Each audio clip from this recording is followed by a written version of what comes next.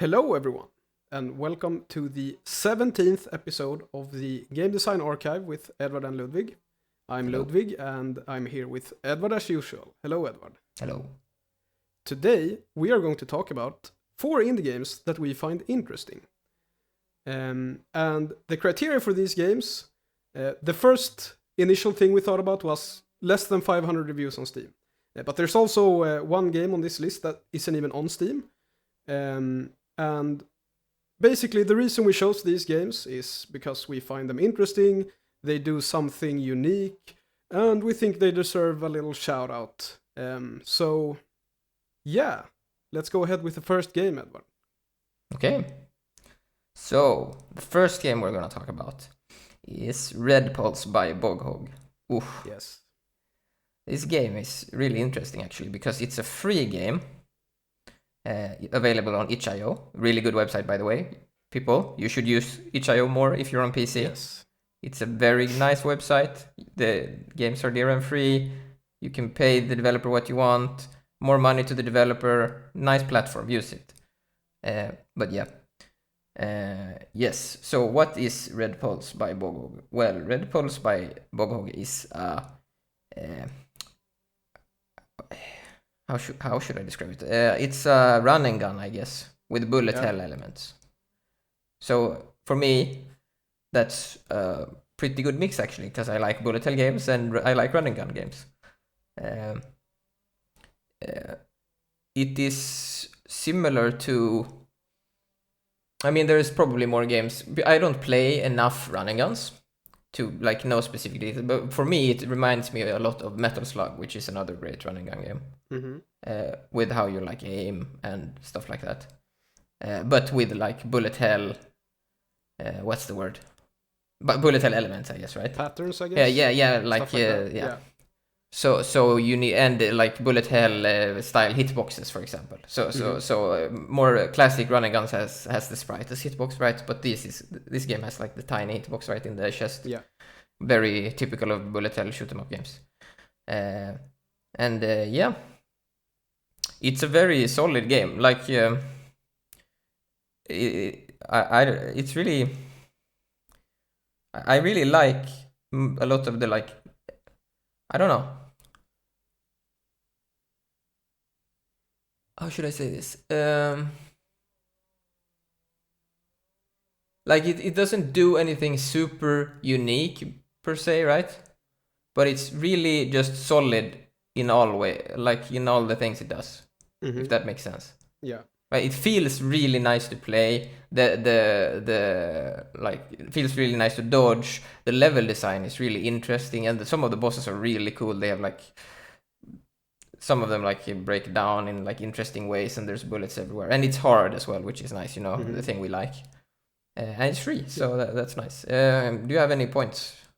Yeah, I guess like I would summarize my like opinion of Red Pulse by saying that it's like it's a fairly new game, right? I don't remember when it was released, but it was like I don't want to put a year on it, but it's not very recent, maybe 5-6 years ago. Yeah, exactly. So like it's not a retro game, but it's a retro style game. Yeah. And I think it does the retro game design very, very well, because it keeps all the good stuff while removing all of the bad stuff. Yeah. So one example of that is, of course, the like level design and enemy design and stuff. You know, for example, you mentioned the like aiming. You can only aim in like 8 directions, right? It depends on the weapon. Exactly. So yeah, I was gonna make that point. Yeah. So it depends on the weapon. So sometimes you can only aim left, right, up, down, right. Yeah. And then depending on the weapon, you might shoot in different directions. Yeah. And that's sort of, I don't know, it probably doesn't sound that deep, but it makes for very interesting gameplay, because the way the levels are designed, it's like there will be people who like who are like slightly diagonally below you, slightly diagonally above you, and then in front of you at the same time, and you need to kind of juggle like shooting all of them. And so then, you know, having because there's like weapon power-ups, right? Yeah. And they have different strengths and weaknesses. So there's one that like only shoots straight, but it does more damage. and then there's one that like Spreads shoots out more, yeah. Yeah, exactly. Has a lot of spread, but does less damage and stuff. Yeah. And so it's very interesting, the like trade-off between that, where it's like if I take the weapon with a lot of spread, the stage becomes easier because I don't have to like aim at the enemies. I can just shoot in their general direction and they die. But like the bosses, it depends on the boss. But in general, the boss becomes easier if you have the weapon that does more damage. But then there's Probably also the depends trade-off. a bit on which boss it is, but yes. Yeah, exactly. But for example, the first boss is a lot easier with the high damage weapon. Yeah. And there's also like you have the like ultimate abilities or whatever, or like power abilities. I don't remember what they're called, but they're like unique to the weapon. So you have this charge thing that you can use, and it's different depending on what weapon you have. Yeah. Sort of like a bomb in a shoot 'em up or whatever, right? Yeah. And some of those are better against the bosses, etc. as well, right? I think the green one is like you just can't die basically. Yeah. So yeah. There's also one thing going back to this like retro design, I guess, or old school design. The game has a lot of very good unreactable stuff. Yes, like traps. Yeah, so there's a bunch of traps, and for example, I remember very vividly in like the second level, because I struggled so much with this. There's like a jump, and like when you cross to the other side, there's like a guy with a mortar ability that has like pre-fired at you, like off screen. Yeah. So there's like there's a mine. You're like it's super. Yeah, there's a mine. You think you're clever because there's a mine in front of you, right? And I'm like, haha, I saw it. I'm gonna jump over it, but then you jump, and then you get hit by the shot. Yeah. Yeah, it's so nice. There's a lot of like very clever level design like that. Yeah. And yeah, it's as you said, it's kind of hard to complain. No, it's hard. Well, it is hard to complain because it's a very, very well executed, like well designed game. It's a solid all around. Yeah. There is like one thing that I did notice when I played, because I played it a while ago and then I replayed it like ahead of this episode to like refresh my memory. And it's like, so as you mentioned, there's like you have a small hitbox that's only like a small circle. It's not your entire guy. Yeah. And so you'll have to like jump to dodge stuff, but you can also like slide and make yourself lower. You become like a ball and roll. Yeah, exactly. Yeah. But there's a very interesting part of this because when you like slide, you become lower, obviously. Yeah. But you don't become low enough to dodge bullets that are like in head level. Like, do you get what I'm saying? Yeah. It's like if there's an enemy standing in front of you shooting at you, you can't slide to dodge the bullet. And so it's like you need to use You can if they're shooting straight at you. Maybe. There was... So like if there's an enemy standing right in front of you and shooting forward, it's made so that it's exactly like above you if you slide. Ah, okay. I was under impression it wasn't like that, but maybe I was like... I mean, it could be aimed or whatever. And maybe it depends on the enemy. Weird, for sure. I did at least have a few moments where I was like, oh, I'm gonna dodge under that bullet, and then I couldn't do it. I just died. Yeah. So yeah, maybe it depends on the enemy or something. Yeah. Anyways, it's like a lot of interesting stuff like that, where it's like there are so many things you need to consider and juggle, I guess. There's another section in like the first level, where it's like there's water in the bottom level, and then there's a level like you are on, and then there's a roof, I guess, where there's enemies as well. So you have like all three lanes, I guess, where there's enemies, and you need to like constantly dodge bullets and jump back and forth and like try to kill all of them on all the levels of the level. Wow, I explained that in a confusing way, but you get what I'm saying. There's like a lot of like really, really solid, interesting design.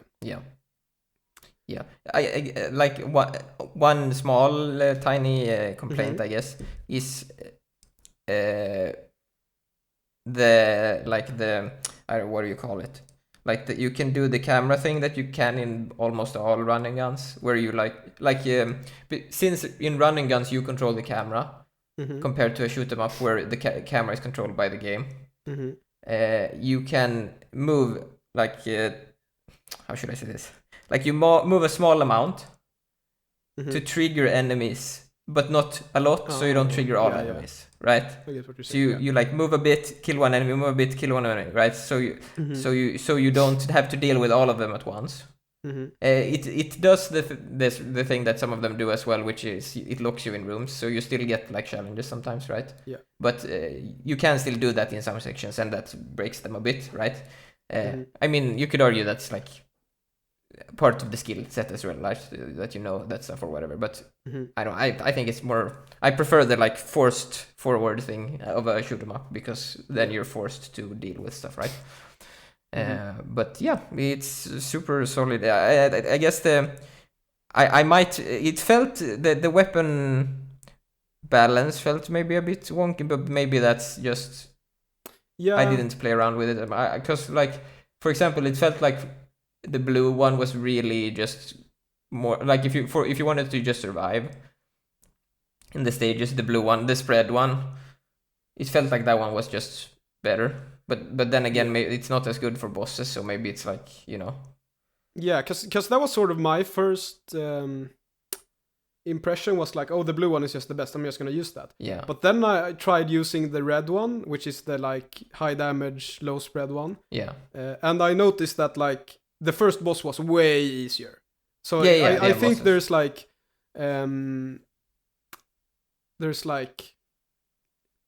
situations where the other ones are better, exactly. yeah. The weapons are situationally good, I guess. I also feel like the green and the red are kind of similar, but they're, I don't know, they're a bit different, but because the green one is like it can go diagonally, right? Yeah, you can shoot it in 8 directions.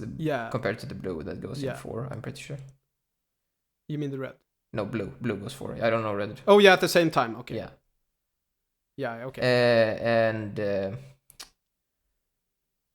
what was I saying? Yeah, so like, for example, I know the first mission is not the hardest anyways, right? But in the first mission, you can there's this section with the boats, right, where you need to like aim down and stuff, and it's sort of interesting when you have the green or red weapon.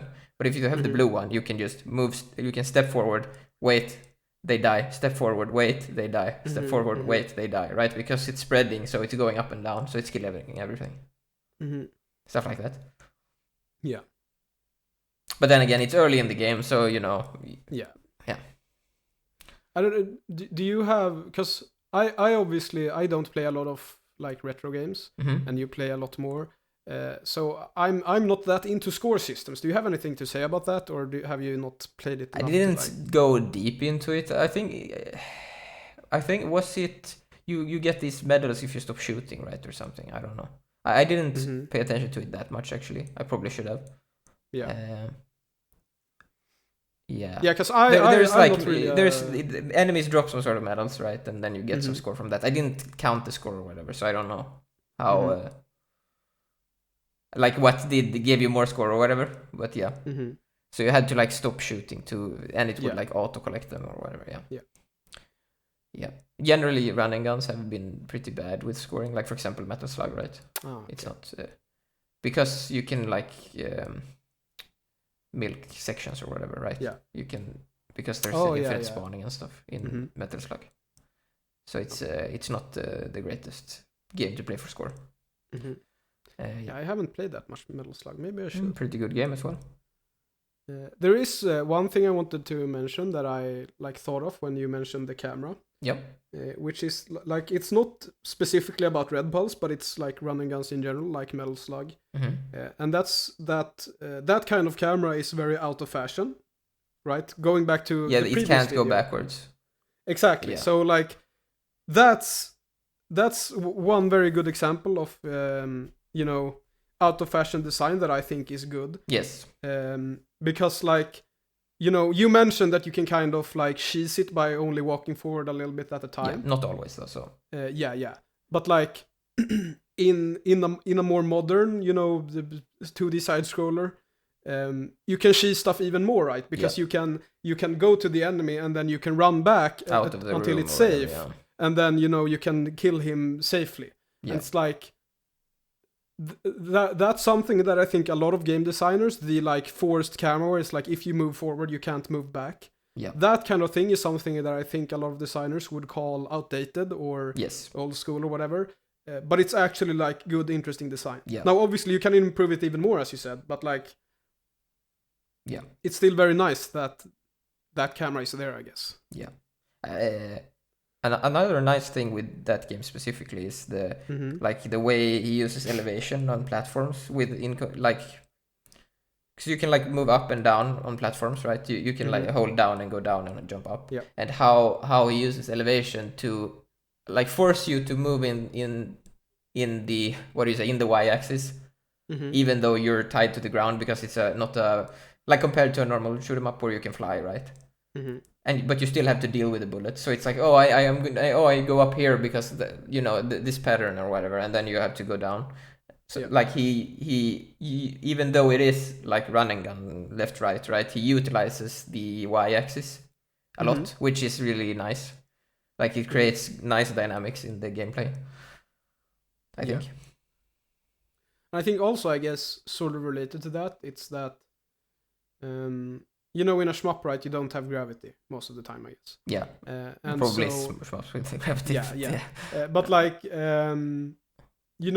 if there's a bullet pattern that you need to dodge, you kind of need to be aware of gravity, so you need to plan it ahead of time, I guess. Like you can't just, it goes back to this like unreactable thing where it's like, if you try to dodge the bullet like in a way where gravity is gonna fuck you, you're fucked. Yeah. And I really like that. Yeah. It means that your actions matter. We've talked about it in previous episodes. You should check them out. Yeah. And he a completely different thing, I guess. The bosses, like. Yeah. I don't know if you went into the bosses more. Well, like there's some really cool designs. I'm not gonna spoil them here, but like there's really like he put a lot of effort into the boss spectacle. Like because if you look at some other games, it's like, oh, it's a boss and now it's phase 2 and it's shooting more bullets or whatever, right?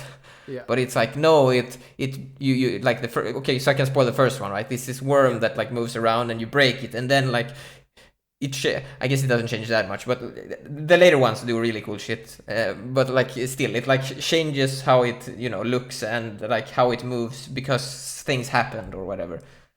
So it's very like new. Like there's it's hard to explain without spoiling it. But I think one really interesting thing I found about the first boss was that like the first section is very, I guess, telegraphed, where it's like there's these like warning exclamation point things where he's gonna appear, and then he appears there, and he like and if you like shoot him, parts of him explodes and stuff. But then for the second phase, it's like not as telegraphed, I guess.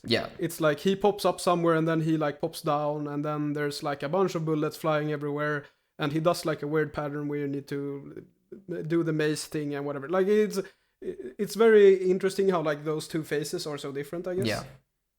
And there's sort of, I know I've already mentioned it like 5 times this episode, but like going back to this unreactable versus reactable thing, it's like the first phase is very reactable, and then the second phase, it's like still reactable, but it's much less, and it becomes a very interesting dynamic where it's like the first phase you're like, okay, now I'm getting warned, I need to go over there because I don't want to be in the warning zone. And then in the second phase you actually need to have like good fundamentals to dodge the stuff. And I find that very or you can use the ultimate. True. Just saying. I did that sometimes.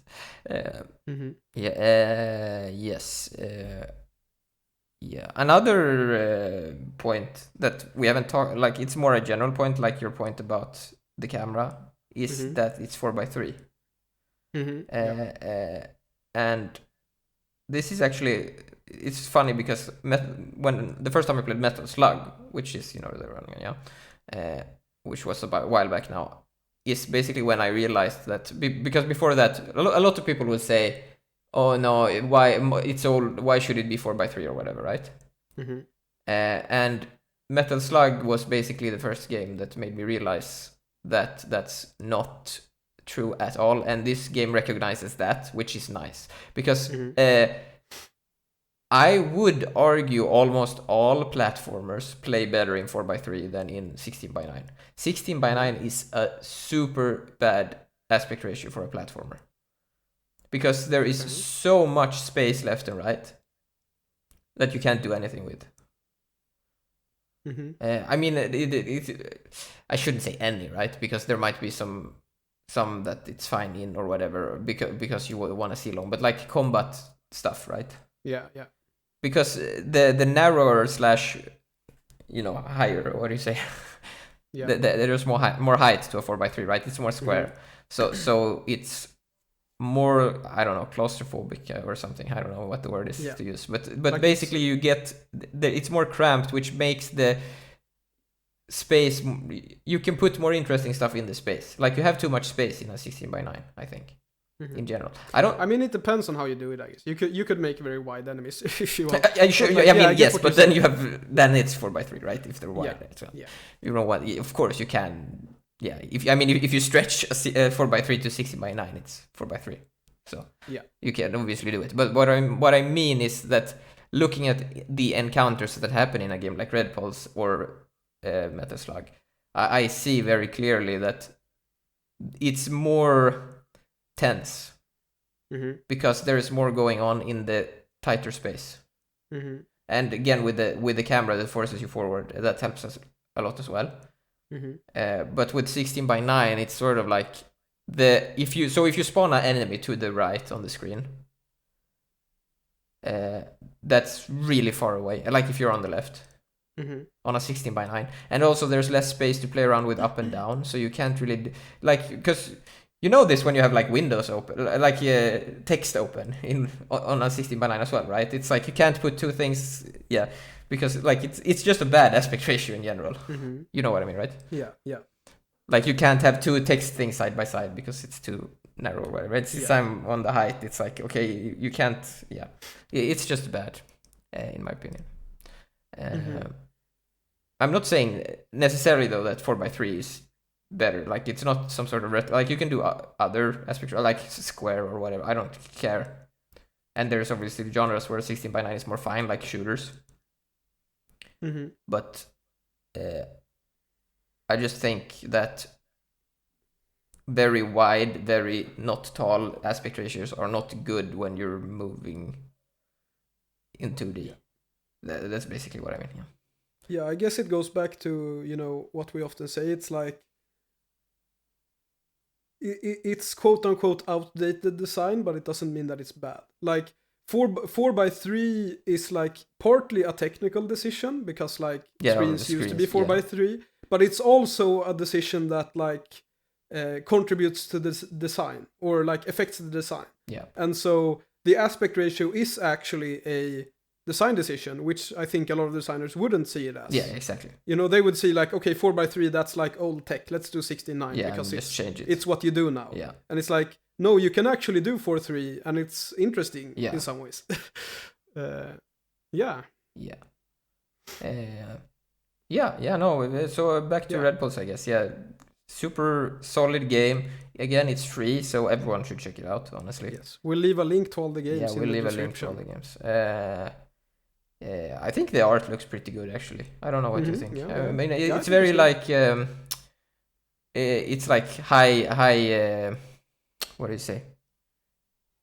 High pixel count? Yeah, high pixel count pixel art, and it's like very man, I'm bad at art terms, but it's like solid colors. It's not very like detailed, which is nice because then it's very clear where things are, right? It's like big red blob, and that's like the pixel thing, and then that's what I'm saying is I like that because some pixel art games, it's like they have a lot of detail in a small space, and it's like hard to see. You know what I mean? You complain about this all the time. Where like I think pixel art is the worst example is Blasphemous. where you can't see what's going on. Yeah, I mean it's not a big issue in that game because there's not a lot going on, but it's very noisy, I guess. And this game is not is what we're saying. So really cool game. Yes. Do you want to move on? Yeah, should I begin? We should go ahead. We should do what? Yeah, no, to have time for all the games, we're gonna have to. Yeah, we could talk about this game. Yeah, we could talk about this game way longer, but yes. We have 4 games to go through. So, next game. On to game 2. So our second game is called Mask Quest, and it's made by Ink Repair and Undef. Now, you might know those names because Ink Repair made Steven Sausage Roll, among other games. And Undef made a game we've talked about on the podcast before called Quadrant. It's a good game. You should check it out. Yes. But they made this game together. Did it release last year or was it the year before that? Yeah, I don't want to put the year on it because we did not write down the years. Anyway, it's fairly new. Yeah. And, you know, obviously, like, Steven Sausage Roll is a really famous game, like, for what it is, I guess. And it's a really good game. You should check it out. But, like, I think it's a bit underrated, considering which designers are making it. So, basically, Mass Quest is a platformer where you need to breathe. And it's like a precision rage platformer, I guess people would call it. Yeah. So it's like very precise and it's kind of floaty movement. So it's like you'll have sections where it's like you need to like perfectly fit in between like what do you call it? Like you need to go back and forth, and like if you miss it by a pixel, you'll be dead. Yeah. Stuff like that. And but breathe anyway, at the same time. Exactly. That's the thing. You need to keep on breathing at the same time. Yeah. So the way the game works is like you'll have like a breathing timer that like slowly depletes, and you need to hold, I think it's like B, and you like breathe in and you fill your lungs, and then you can keep moving without dying. That's not the only thing though. You need to breathe out as well though. Yeah, you need to breathe out. Yeah, and not breathe too much. And yes. Yeah, you need to be careful. You need to manage your breathing. It's not just click a button. You need to like breathe in, breathe out, and you need to do it in a like well-timed thing because you can like hyperventilate and shit. So yeah, exactly. So if you breathe too quickly, you will hyperventilate and die instead. And so it becomes like it's already like a very stressful and hard game, I guess. And then there's like this other layer where you like constantly need to keep an eye on this other thing. To not die, and it's really annoying to keep track of. Yeah. And then you know there's also a lot of interesting mechanics using this breathing thing. So for example, you'll have sections that are underwater, so you need to like hold your breath underwater, and then you need to like come up for air every now and then. And there's like levels that do really interesting stuff with that, where there's like you only have a very tiny space where you can come up for air, and you need to do it like very quickly and perfectly and whatever. Yep. And also the thing about water is like if you breathe in water, because if you can breathe in underwater, but what happens is instead of filling your lungs with air, you fill them with water. And if you fill them with water, you have less lung capacity, and you need to like go above water to like spit it out, cough out all the water. And so you're like slowly dying while you're like coughing and stuff. And then there's a bunch of stuff. There's like smoke. If you breathe in smoke, grenades, you'll start coughing and stuff. It's like there's drones that you need to like blow on, so they move drones away from you. Yeah, they are so annoying, and it's so much fun. Yeah, I don't know. Do you have anything you wanna point out? Yes. So I'm gonna start with a positive thing and then say a negative thing, I guess, or not negative, but yeah. So the first thing is, I think they utilize the mechanics really well in that game. Like they have a lot of. So the thing is, you can move, jump, and breathe, right? But they use the breathing for a lot of stuff. There's like sails you can blow on, and like there's a lot of things that interact with the breathing. It's not just you breathe, right? So there's a lot of things around it that, you know what I mean, right? Yeah, they're like things you need to do with the breathing as well, on top of actually doing the breathing, which is really, really cool, I think. I guess one thing I would say is I'm not the biggest fan of the art. I don't know what you think. That's true. Yeah, I don't think it's a very good looking game. I mean, the theme is fine. It's like I like the setting, but I don't know. I think to me that era of pixel art is too old school, I guess. I don't know. I'm too young for that, I think, or something. I don't know. I don't think it doesn't work with me. I mean, I don't think it's like it's sort of a joke game, right? Like it's very unserious. You're looking for a mask, right, or whatever. Yeah, like So like I can kind of excuse the art because it's it's funny, I guess, but like it doesn't look very good. It's clear though, like so it's not like visually hard to read the situation. So it's fine when you're playing. It's just like when you look at it, it's not like wow, this amazing art, right? So it I don't really care when I play. Basically, is what I'm saying. I would say that some of the final sections as well dragged a bit for me. I know that was a joke as well with the tower or whatever. I'm not gonna spoil the tower, but like you know what I mean by the end where you go like up and down. And that was a bit too stretched out. I mean, it was sort of fine. I probably could have had like one less or something. But yeah, there is one critique I want to make of the game. Yeah, go ahead. And it's related to, I think it's mostly in the early game, but there are like some levels or sections of the game which are like almost purely platforming. And in those sections, the breathing doesn't really matter too much. Because it's like, you can do the platforming, and then when you're like standing in a safe area, you can like breathe and like catch up on the breathing. And then you can do the platforming, and then you can stop and then do the breathing. So like obviously for a lot of the game, this like doesn't apply, because like you're constantly moving between being underwater and you're like blowing on sails and blowing on drones or whatever. So like most of the game is very, very good. But there are like some sections where it's like pure platforming, and those sections I don't think like utilize the breathing that much. And so those sections are mostly tedious, because you're like, okay, I did some platforming, now I need to stop and breathe. It's like, in their defense, I wish there was, sorry. No, I was gonna say in their defense. Yeah. I think they probably did some, because it's in the early sections, right? Yeah. It was probably from playtesting, and like, because we played it, right? So and you played it again, right? So you're like, it's a bit tedious when you know, it's not that hard. You just breathe. It was first time. Yeah, sure. But maybe you like catched on to it faster. Maybe some people are like, because a lot of people are very, we've talked about this before, where people are not.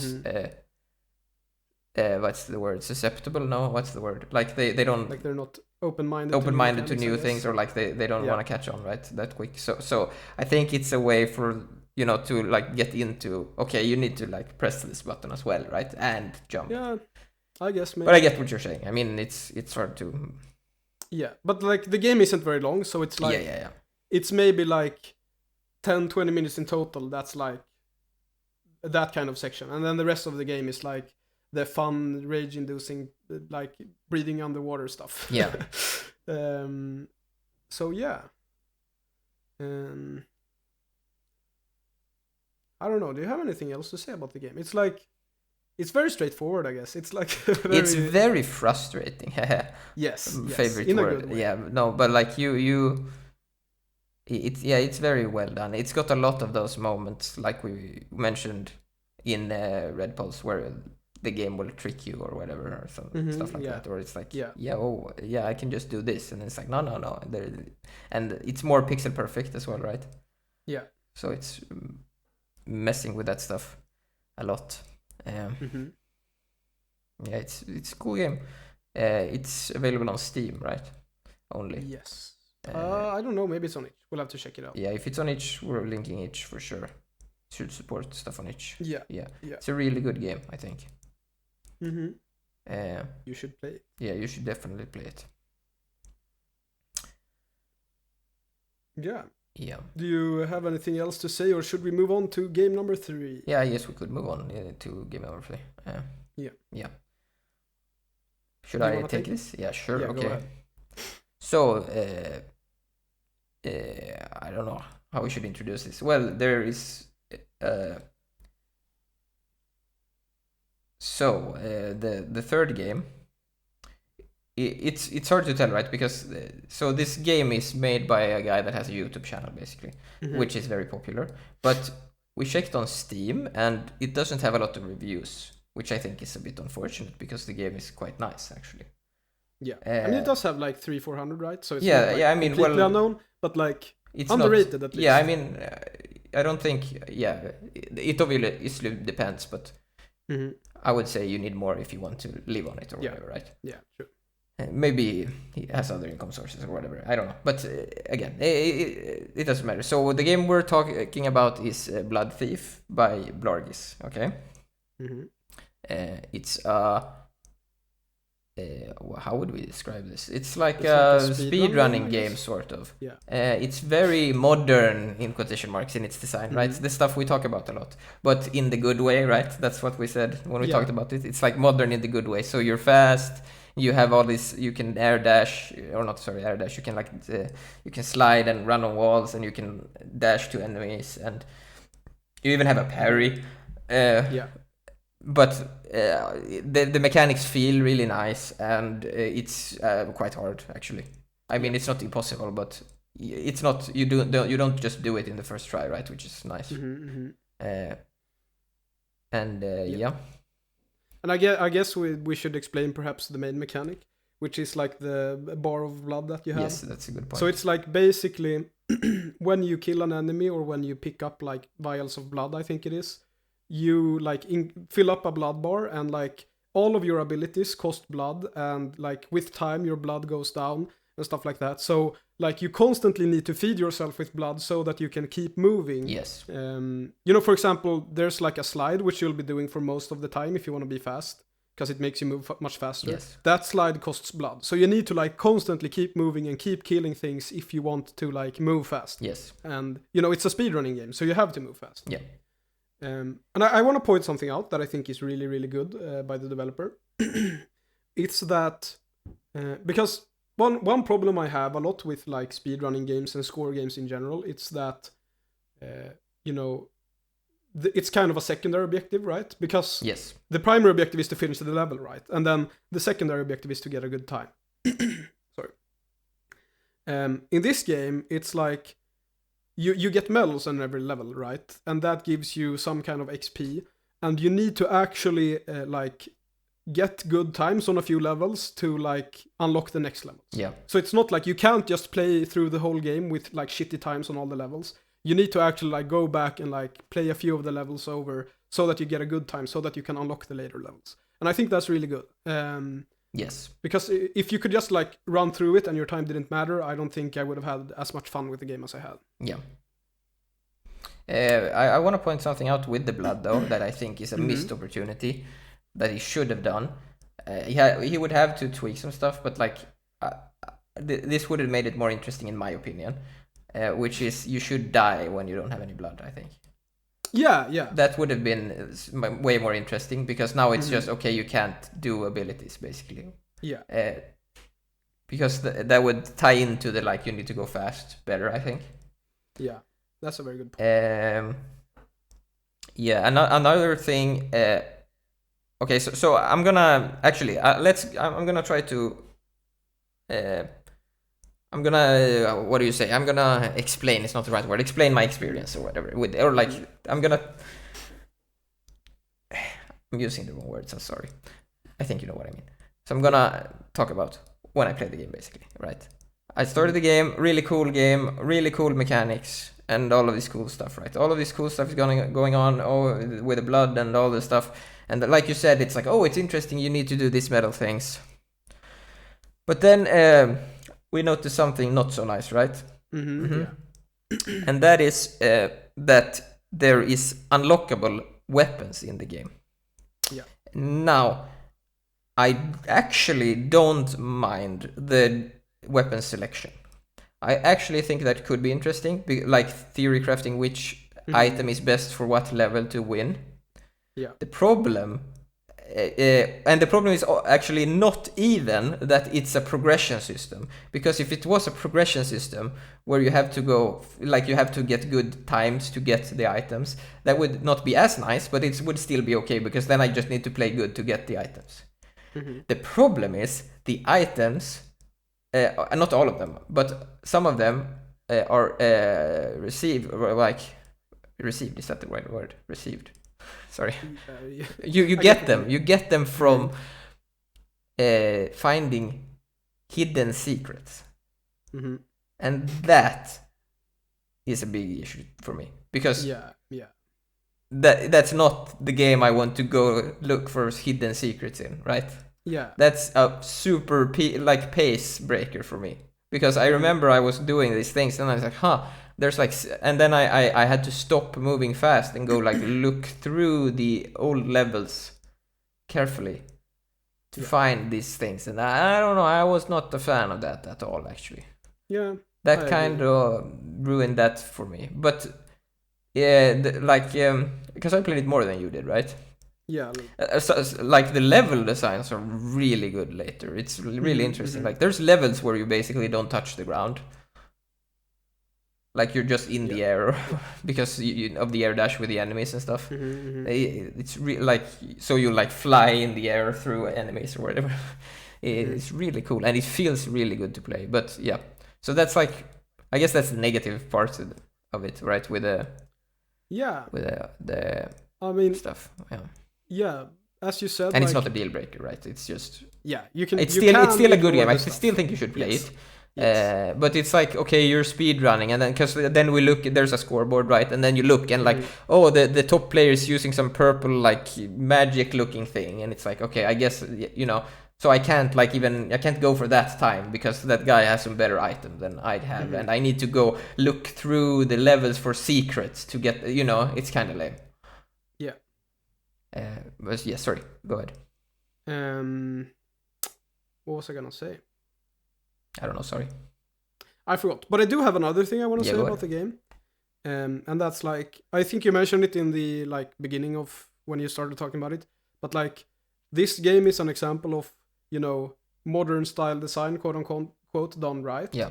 And I think there are a few limitations that Blargis, who made the game, like he put in a few limitations that made the game very good. Oh yeah. So because we often talk about how like modern game design is about not limiting the player. It's like the player can do whatever he wants. There's like 50 buttons to press and you never fail and whatever. There is one mechanic which like I guess it's not a mechanic, it's a lack of a mechanic. But like you have the air dash, right, where you can like dash anywhere you want.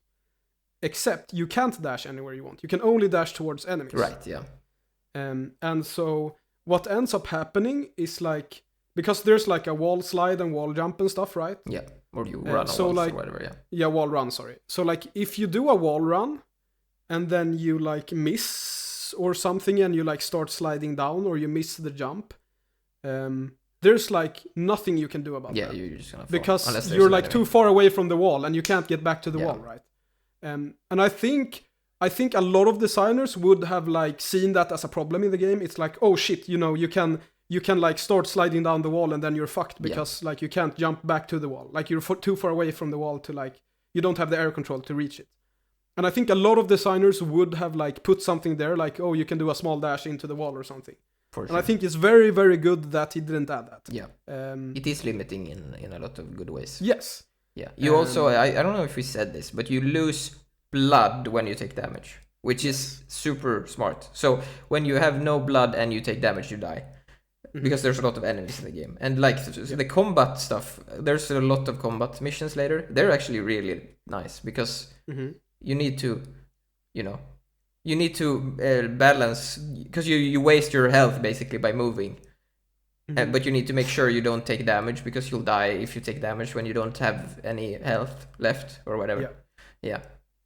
And the enemies are very, like, they're not super complicated, which is nice. I mean, we don't, we haven't talked about this before, but complicated enemies in general are not that interesting, right? They're very like big guy that slams the ground or whatever, or like guy that shoots. So it's very like and they're very like, well, like what's the word? Like the design is clear, so you're like, that's that guy, right? So it's very nice. I actually I have something I want to say about the big guy that I noticed that was really, really smart, because like, as you said, the big guy, he slams the ground, and then there's like a big circle that like slowly expands, and if you're hit by the circle, you die. Yeah, if you don't have any blood. Yeah.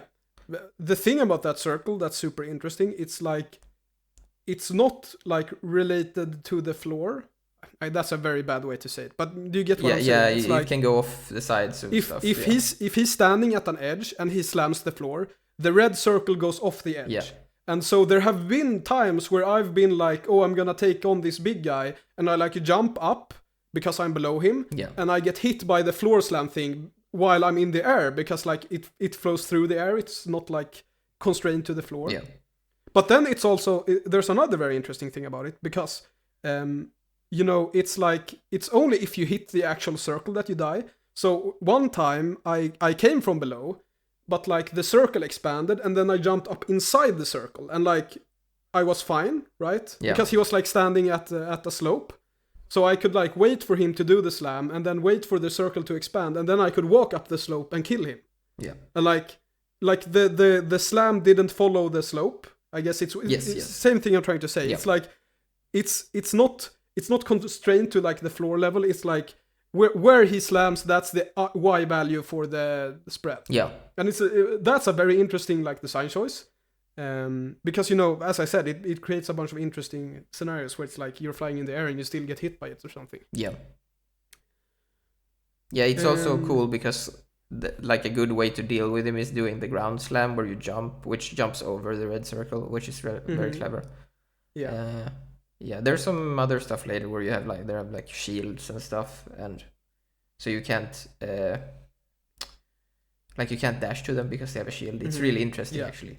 Did you get to those enemies? Yeah. So there's enemies where you can't dash to them. You have to deal with another enemy that you can dash to first. So you have to deal with them in order. Unless they're like ranged. Yeah, I think there was even a section where there's like a shield guy is being shielded by another shield guy. Yeah. So you couldn't actually dash to them. You had to run up to them and kill them. Yeah, unless they're ranged, because then you can parry them, I'm pretty sure. Yeah. So you can still kill them when they have a shield. You can't. You just can't dash. You can't air dash to them. Yeah. And I guess I'm torn on the parry because he uses it in very nice ways. I'm just not the biggest fan of parries, I guess. But it works in this game, I think. Yeah, I actually have something to say about this, and it's related to the air dash thing. Mm-hmm. I think the game would have been more interesting if you weren't invincible during the air dash. Because I found myself not really using the parry that much. Because right, so you need to parry when you're air dashing, is that what you're saying? Exactly. Yeah. Because you're invincible when you air dash. So there are sections in the game where you're like kind of constantly air dashing, and those sections aren't very interesting because you're like just holding right mouse button and you're insta killing everything. Yeah. It's like, I think if he added something like that where it's like you need to parry in the dash, I think that would like make both the parry and the air dash a more interesting mechanic. Yeah, for sure. Because it kind of becomes like the golden hammer, I guess. Is that what you call it? Where it's like you always use the air dash because it's the best thing to do. Yeah. Of course, not always, but a lot of times. But yes. Well, we talked about the graphics on the other games, so let's do it here as well. I think this game looks sick, actually. I really like the aesthetics. It's like old school, but it's like it's got that, I don't know, edgy castle. I love that look, and a bit, you know, retro, but still nice. It looks great. I really like how it looks. I think it's a super nice art style, actually, and the music matches that. I think it's really cool, really cool. And like effects and stuff is good. There's good feedback, sound effects as well. Good. The only thing is the secret stuff, I guess. I don't know how he could do that, because it's sort of interesting, but I think I don't know how to because they don't match the gameplay, right? The secrets. Yeah, they're kind of like the opposite. So like you need to slow down and look around instead of. But sometimes there's like shortcuts. I think that part of the secret stuff is really cool, where it's like, oh, if I go there instead, it's gonna go faster. That's really cool. But the stuff where it's like, oh no, and maybe, you know, I mean, it could be a skill issue. Maybe you're supposed to do that, but there's some stuff where you like go backwards and stuff. I don't think it's supposed to do that when you do the speedruns, right? So if it was integrated more, I think it would be really cool. I mean, there are some items you get from having good times, right? So I guess... Yes. There are items, yeah, for sure. But some of them are locked behind the secrets, so... Or like, it's like you build them, you find like parts or whatever. Cool game, you should check that one out. Even though we're complaining a bit, but I think it's still a good game. It's really good. I don't know if it seemed... maybe it will catch on because it came out recently, but I was surprised how few reviews the game had, actually. It's unfortunate if he can't make more games. It looks like something that would be very trendy. I would... I really hope he gets more money so he can make like Blood Thief 2 or whatever, right? Yeah. And work on some of the stuff, because it's really cool. Yeah, I agree. So should we move on to the last one? Yes. Do you want me to? Yes, I think you have more to say here, so you go ahead Yes, first. yes. I mean, I have stuff to say, So, but yeah, you introduce it. We are going to talk about a roguelite deck builder. That's a very good way to start out, right? It's like these guys are jokers. No. So, the game I want to talk about is a game that I found out about because Terry Kavanagh, who we've mentioned several times on this channel and who is a very good designer, God tier designer, mentioned this game as inspiration for Dicey Dungeons, which is a fantastic game. God tier game. Yes. And this quest, sorry, spoiler alert, Yeah. this game is called Dream Quest, and it's made by Peter Whale. Now, this game is, I think, pretty famous in like some design circles. So this isn't like a super obscure game, but still it has like Below 500. 400 reviews on Steam, I think. So it's not well known. Yeah. And this game is, I guess, from what I understand, it's like the game that inspired Slay the Spire and then, you know, created this whole like craze of roguelike deck builder. So it was kind of the first one. And I mean, it's also lacking in some other aspects, right? It doesn't have sound effects and stuff. Yeah, it's very rough. It doesn't have very good graphics, and it doesn't have any audio at all. I think the graphics works though. Actually, I don't mind them as much. I like. This is gonna sound super mean, but I prefer this style over Mass Quest. Very true. Very true. Because it's like, it has some sort of, I don't know. It's a bit charming. It's very it's lo-fi. I yeah, guess. yeah. But the thing about this game that I want to point out, I guess, is not necessarily the deck building mechanics. I think the deck building mechanics are fine, like they're good, they're solid.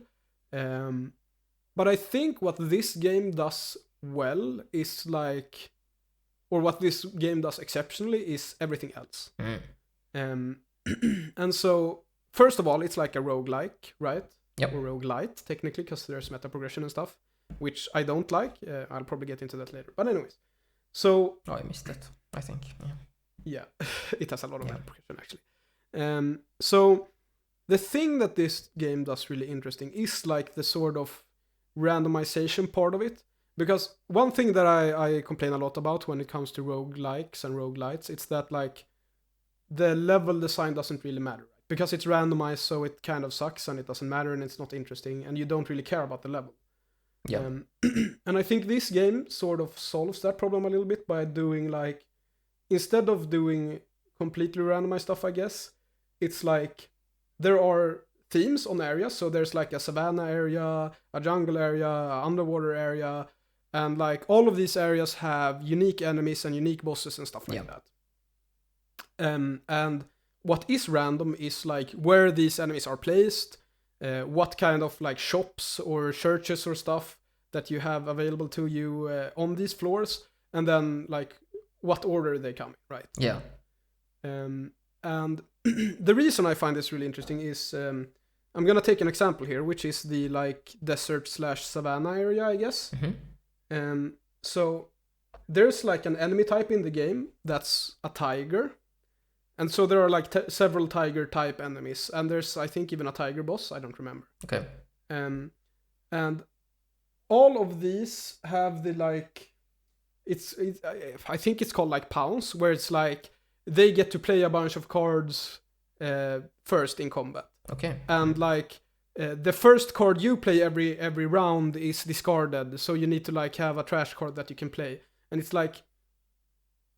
I guess what I'm trying to say is that the area and the enemy design in that area has like a clear theme that you need to build your deck around. Yeah. And that's super interesting. Yeah, it seemed very like the creative with what the mechanics did, I guess. Yeah, exactly. There are very wacky cards, there are very wacky abilities and enemy design and stuff like that. There's like, there's one enemy, right, where you can't damage him. You just need to out-survive him. Because like he survives for a certain amount of turns, right? I don't know if you encountered him when you played it. No, I didn't, I think. And I guess going back to a bit what we talked about Red Pulse, I think, and this is gonna sound a bit silly because it's a turn-based game, right? But it has a lot of unreactability, and I find it very interesting. So, for example, in the like Savannah area, which I talked about with the tigers and stuff, you can be ambushed. Okay. And maybe you can in all areas, I don't know. But I think it's more common in that area, or there's like only a few areas where you can be ambushed. Yeah. But like, because there are a lot of times when I've played that game where I've been like 2 HP left. Yeah. And I'm like, oh shit, I need to go to the hospital so I can heal up. And then like on the way there, I get pounced by a fucking tiger, and he like plays all his cards and I die. Nice. And it's like, that is so interesting, and it's so fun because like, you always need to keep that in mind when you're walking around. Like, it's like, oh fuck, I need to like make sure that I'm not in a position where I'm fucked if I like get ambushed. Yeah. It has a bunch of mechanics like that, and I think it's very interesting. I think there's like a boss, which like, you need a special card to kill the boss, and like if you don't have that card in your deck, you literally can't kill him. And like obviously like Nice. The designer made sure that you can get the card on that floor, so it's like it's fine that way. Yeah. It's not like you need to like know in advance, but like Well, you need to know that you need to get the card, I guess. exactly. And so it creates a bunch of interesting unreactability. You know, it's you need to have very good fundamentals, and you need to be very aware of what can happen, not what is happening right now. And you need to constantly be planning ahead. And like, depending, like the area that you like get in, or like the starting area, I guess, or I think it's, I don't remember how many different areas there are. But anyways, it's like, if I get the lava area, I'm like, oh fuck, I'm in the lava area. These are the enemies in the lava area that I need to be prepared for. Yeah. And like, now I'm in the underwater area, so now I need to like change my deck so that I'm prepared for these enemies. And that sort of interaction you don't get in a lot of roguelikes, which is like, that's what a roguelike should be for. I mean, they have the themes and the unique enemies, but what you're saying is but like they don't matter that much. Yeah, they're more scary in this game, basically. Yeah, it's like, oh fuck, I'm in this area, I need to do this now. Yeah. And I think that's very interesting. I don't know, I talked for very long there. Yeah. Do you have I mean, I can be the negative person here a bit, which is the the UX or whatever you want to say. Yeah. Kind of needs some work. There's like, it's not very clear where you click in certain situations to get information you need or whatever, right? Yeah. And it doesn't help that it doesn't have sound effects. It does have music though, which is nice.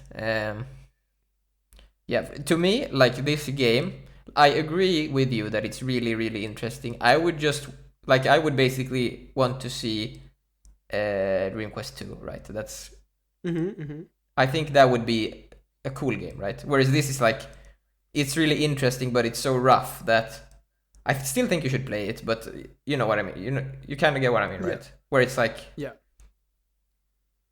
it's I don't want to say polish, but you know, some things, I guess. But yeah, and I guess it does the thing I like, where I guess with the cards, like where I guess a lot of deck builders do this. I don't play enough deck builders, to be honest, to know exactly what all of them do, but where you want a small deck, right? Which I really like. That's like when I like deck builders the most, where it's like you're actually trying to get rid of cards as opposed to acquire cards. And that's like part of the skill, like the gameplay, where you're like trying knowing when to trash cards. so you can like minimize, like, so you can basically make, because there's like I think it was the monk, where you can like play more cards, right? So you get more cards when you play cards. So you like which is super nice, right? So you like, I assume if you have like a really nice deck, you can like play the entire deck, right? Or whatever, and it's gonna feel really nice. Yeah. You wanted to talk about the meta progression though, so yeah. I mean, there's nothing really positive. It sucks. Okay. We've talked about End of discussion. Meta progression sucks. Before. Yeah. It's like, but the meta progression is pretty bad in this game. Yeah, it's powerful, like, is what you're saying. Yeah. Yes, it makes the game considerably easier. And there are like, for example, you know, you have abilities, right? Like your character, not only cards, but your character has abilities. And there are like abilities that are really, really good, that you can like pick on the first floor, that you can't pick until you've unlocked it. And so one of those is like the heal ability. So it's like you can, I think it's like a five battle cooldown on that ability. I don't remember what cooldown is, but it's like, and you can just heal to full HP, and like that's very, very strong. But you don't have access to it at the start, and like stuff like that is lame. And of course you can like unlock cards and stuff like that too. So yeah, I'm not a fan of meta progression. There's not much to say about it. The game would have been better if it didn't have it. There is one thing I want to say though that's positive as well, and that's that I don't think. Things. What? Yeah, we've said positive things. Yes, but I just said something very negative. Yeah, sure. But like, I don't think the game is very concerned about balance, and I think that's. I think it's one of the strengths, though. Yes, exactly. Yeah. That's the point I wanted to make. It's like there are enemies that are like super, super brutal, like if you have the wrong deck. Yeah. And there are like, you know, as I said, you can have like 4 HP left, and when you're going to the hospital, you get pounced by a tiger and you die. Yeah. And it's like stuff like that. And then the card combos themselves aren't really balanced. There are like, you can make a really bad deck and you can make a really good deck. And like, I think, as you said, all of this is to the benefit of the game. Yeah. It's like, because, you know, I guess a lot of modern designers, they want to make like this perfectly balanced game where everything is viable and everything is whatever, nothing is OP. And it's like, no, like, everything doesn't have to be viable. Yeah. I can make a bad deck and I'll die. Yeah. Like, that's fine. That's good, actually. I think that makes for an interesting game. Yeah. I think this game would benefit a lot from having... because you mentioned Dicey Dungeons, right? It's an inspiration. Like having the progression style of that, where it's like you have the base game, and then you have the different characters, and they have like different challenges, right? Yeah. And so you could do that to like spice it up to not worry too much about what's good and bad, right? Because it would depend on what challenge you're doing. Yeah. Yeah, like in a sense, you know, obviously we're making this video to like shout out Dream Quest and whatever, and like make sure more people play it. Yeah. But like, Dicey Dungeons is essentially what you said when you talked about Dream Quest 2. It's like a very refined version of Dream Quest. I do think like, that Dream Quest does some things that is missing in Dicey Dungeons. Yes, it does. I would really want to see like the cool, or like the I don't like the word polished, but you know what I mean. Like the Dream Quest that's complete, because he probably the Dream Quest with a budget or whatever, right? Yeah. Where he could do all the things to the max, or someone else that doesn't do meta progression, I guess. Yeah. I think it's kind of interesting because I mentioned, you know, that Dream Quest was kind of the first roguelike deck builder, right? Yeah.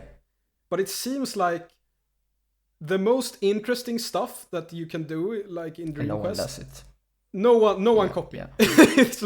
it's like they copied like the deck building part, I guess. Well, they didn't even do that, but it's like. Yeah, it's a bit boring. Like, you know, roguelike deck builders, they're generally boring. I don't know what I wanted to say, but it's like it's sad that the good parts of Dream Quest aren't copied more. Yeah, I agree. And you should play the game. You should play the game. It's very interesting, but as you said, it's a bit rough and not the prettiest graphics, and it's kind of. I like the graphics. I'm not gonna complain about the graphics. To be perfectly honest with you, like for real, let's talk about the graphics because we did it for all the other games, right? I don't mind the graphics at all. Like if it was this graphics, like let's say we're making Dream Quest 2 and it's this graphic style, but with some cool particles and some sound effects and the gameplay is polished. Boom. I don't need no cool like you said. Like, have you seen some of the sprites? They're epic. I don't know what you're talking about. Yeah. Yeah, I don't mind that style at all. Yeah. I mean, I generally don't really care about graphics, so I've obviously played it a lot. But it's not the prettiest game, but it's fine. For me, it's more like that with the graphics in general. It's not actually about fidelity or like, oh look, it looks like a 3-year-old painted it or whatever. It's like the immersive, like how well does it sell the theme or whatever. And I think it sells the theme pretty good actually. I'm not gonna. Yeah. It feels like a table game or whatever. Like, you know what I mean? Like that. old school tabletop experience almost, or whatever. Yeah, I don't know, a bad word choice. I guess one thing is that like some of the graphics, like it's very clear, is not like the graphical style isn't coherent. Yeah, sure. unless you're like saying like, well, the fact that it isn't coherent is part of the charm. Yeah.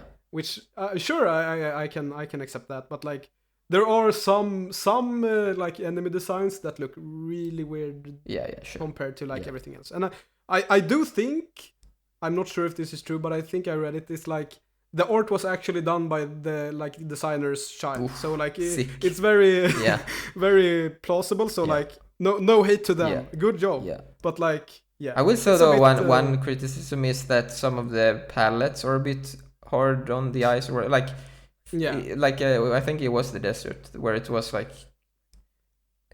I don't know, like the colors blended too much with something. I don't remember what it was, but it was hard to tell, like some stuff.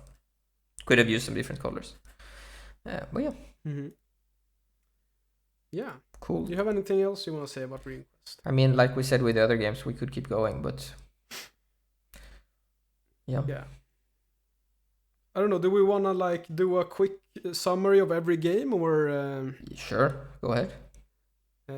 Okay, so the first game we talked about today was Red Pulse by Boghole. Free on itch, go download. Free on itch, go download it. It's what did we say about the game? We said it's a very solid. Yes, it's like very nothing to complain about. Run and gun, shoot 'em up hybrid. Yeah, it's basically, if you like run and gun and if you like bullet hell, it's really fucking good.